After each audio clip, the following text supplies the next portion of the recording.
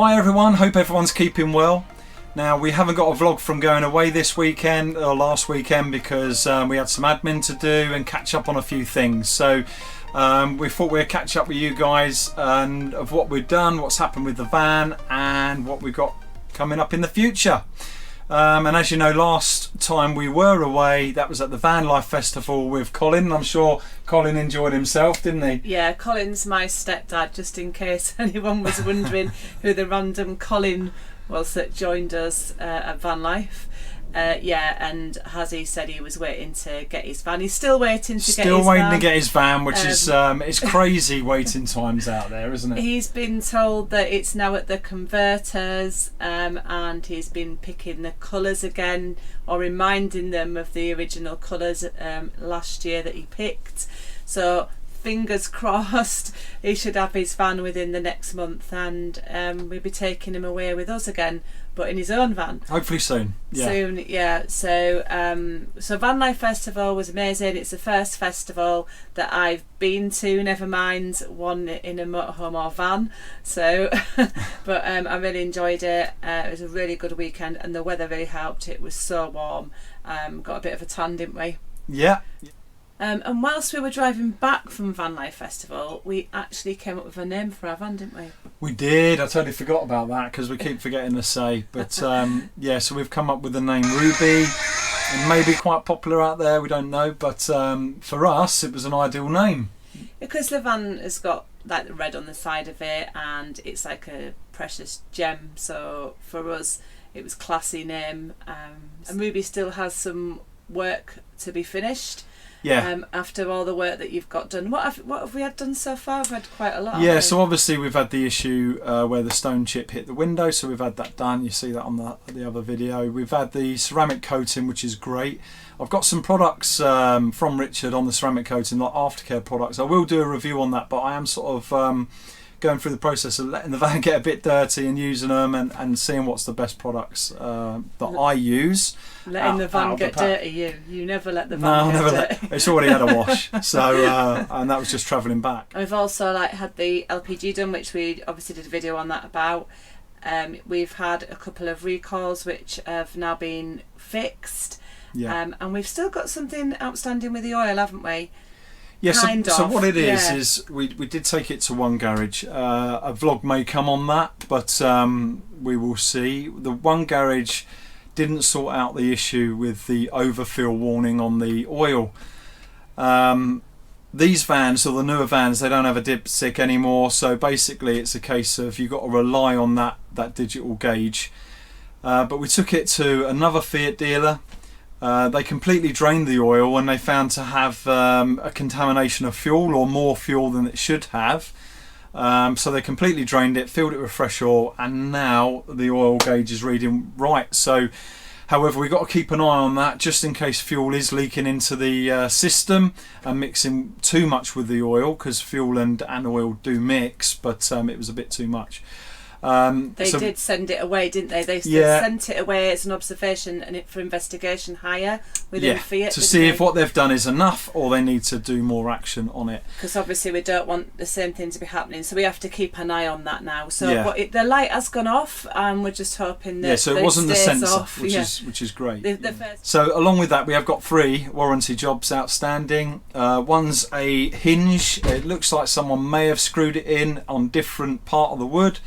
So they're going to look at that. The kitchen tap as well, the underneath, I keep tightening it up. Every time we drive it seems to loosen, so I don't know if it's the thread or something in there, or it just needs some sort of Loctite on the thread or something.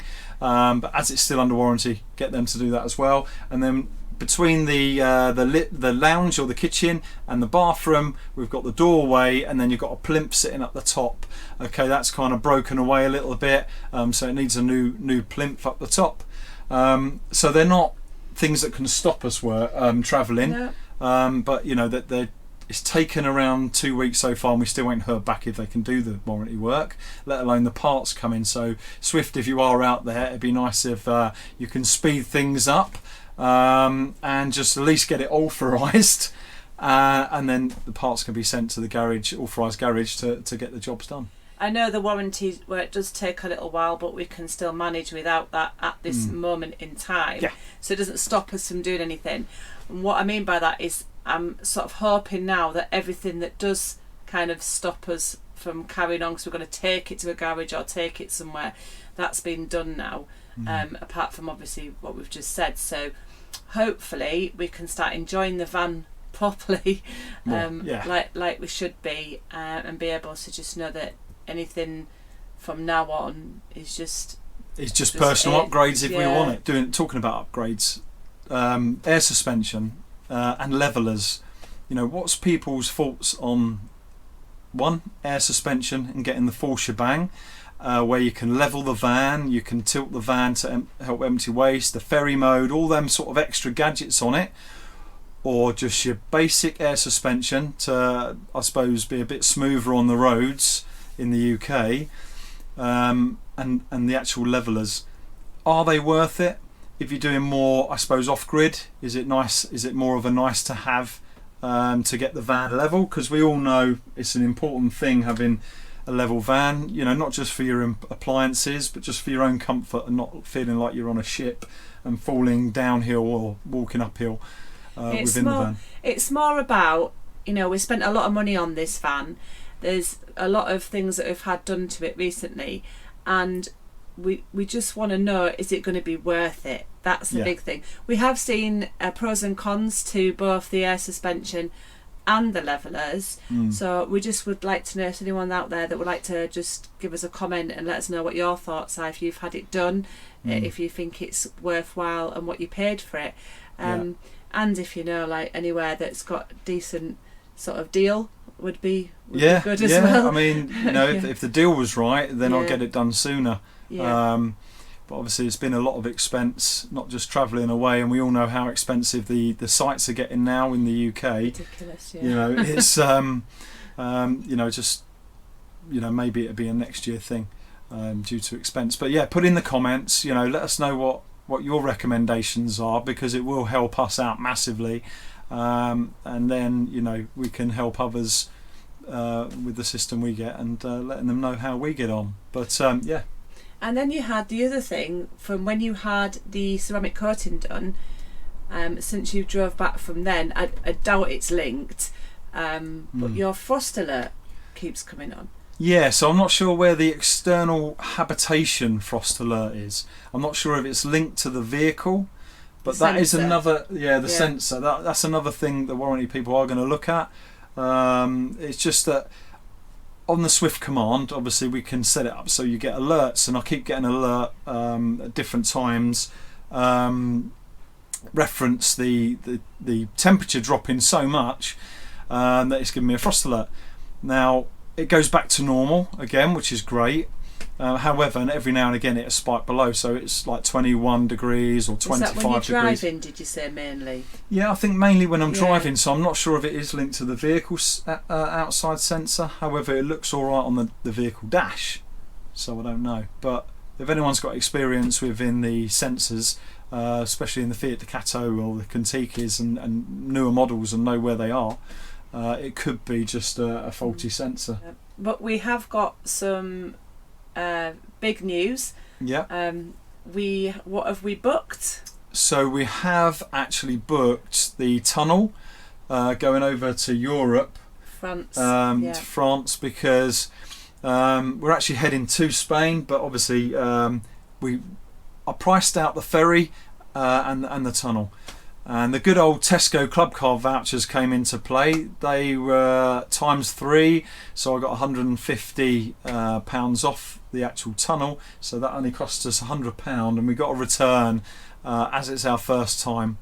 So we're actually going out for a month, and with me working, I've managed to arrange to change my hours around so that we can work. Well, I can work in the mornings only, so I get the afternoons off to go and see some sights and things like that. And we are heading down through France, along the coast to Benidorm. I really fancy going to Benidorm for a week. So we're going to get down there pretty quick while it's still quite warm.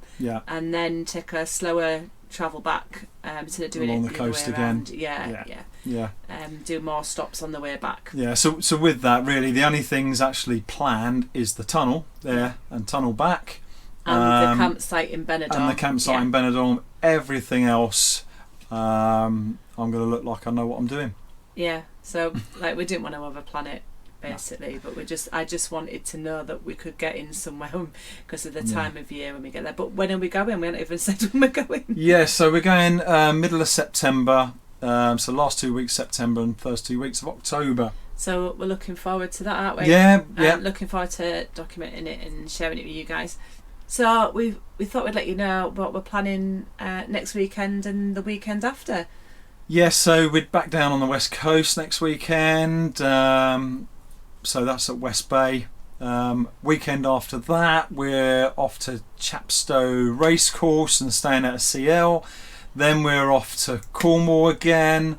Then we're off to Woolacombe. Yeah. But where are we going? We're going at the end of this month. Why are we going to the CL? To see Lewis Capaldi. Yeah, in concert at Chepstow Racecourse. Yeah. So there's a nice CL just not far from the stadium. So we have booked in there. Although it's going to be busy, they said, but there is an overflow. So I'm sure we can. Well, they said we can stay on that. So hopefully that's still available. And then pretty much every weekend, right up until we go away to Europe, we are out and about on different travels. I know it all sounds like we're staying down south. We are trying to enjoy a bit of the weather down here. However, we are going back up north as well. So we're going to be doing, right up to Scarborough. From next week, it's going to be vlogs of us going away. We're going to come away from a bit of all the maintenance side and come away from a bit of some festivals, hopefully, and then and start showing you, the lovely sights out there and the walks and what you can do and be getting up to. Just have some fun, really. Have some fun, and that's what it's all about. So, if we'll hopefully catch you guys next time. And thank you for everyone that has been subscribed to the channel or has subscribed to the channel. It's very much appreciated. And for those that haven't and you like what you see, then please come over and subscribe. Yeah, there's more fun videos to come. Definitely. It's not just talking. Definitely. So, catch you later. See you later.